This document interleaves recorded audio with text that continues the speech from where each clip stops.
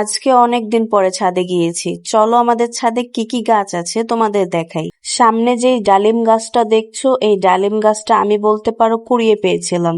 যখন গাছটা অনেক ছোট ছিল, আমি তো প্রথম প্রথম তেমন একটা গাছের নাম জানতাম না বা তেমন একটা গাছ চিনতামও না। তো ফার্স্টে আমি ভাবছিলাম এটা হয়তো আগাছা, তাই জন্য ফেলে দিতে নিছিলাম। পরে আব্বুকে জিজ্ঞেস করলাম যে এটা আসলে কি গাছ।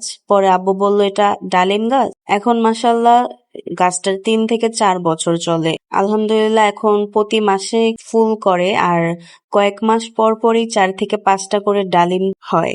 এর পাশেই রয়েছে আমার লাগানো একটা পেয়ারা গাছ। পেয়ারা গাছটার বয়স প্রায় ডালিম গাছটার বয়সের মতোই। তো পেয়ারা গাছটা গত 2 বছর ধরে একটা করে ফুল দিত, একটার বেশি আর কোনো ফুলও দিত না আর ফলও হতো না। তো আম্মু বলতেছে যে এই গাছটা ফেলে দেই, এটা তো কোনো কাজে আসতেছে না। তো আমি আম্মুকে বললাম কয়েকদিন দেখো। তো এই বছর মাশাআল্লাহ দিলে গাছটাতে ভালোই পেয়ারা ধরছে। আর এর একটু সাইডে যদি আমি দেখাই, এর সাইডে একটা গাছ আছে, এটা হইতেছে কাঁঠাল গাছ। এটাও আমি লাগাইছি প্রায় 2-2.5 বছর আগে হয়। এখন তেমন একটা ছাদে আসা হয় না, আর গাছেরও তেমন একটা পরিচর্যা করা হয় না। এখন সবগুলো গাছ আম্মুই পরিচর্যা করে। যেহেতু অ্যাডমিশনের জন্য আমি অনেকদিন ছাদে আসিনি, তো আজকে এসে দেখি যে গাছটা আমার থেকেও লম্বা হয়ে গেছে। কাঁঠাল গাছটা আগে আমার থেকেও ছোট ছিল। আর এটা হলো আমাদের ছোট্ট লুইভা গাছ। আর এর পাশে রয়েছে আমাদের কিছু হাইব্রিড আবার দেশি অ্যালোভেরা গাছ আরো ছিল, কিন্তু যেহেতু এগুলো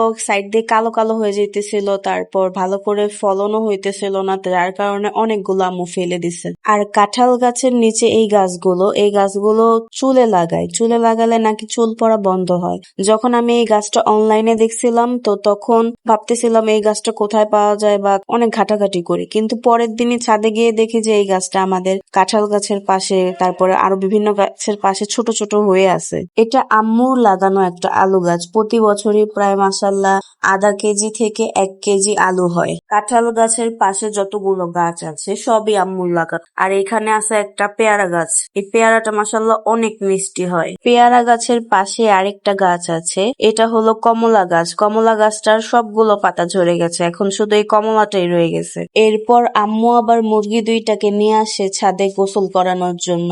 তো এরপর আমি আবার ওদেরকে অ্যালোভেরা গাছের কাছে এনে দেই ঘাস খাওয়ানোর জন্য। ওইখান থেকে আমি ওদের ঘাস ছিঁড়ে ছিঁড়ে দিতেছিলাম খাওয়ানোর জন্য।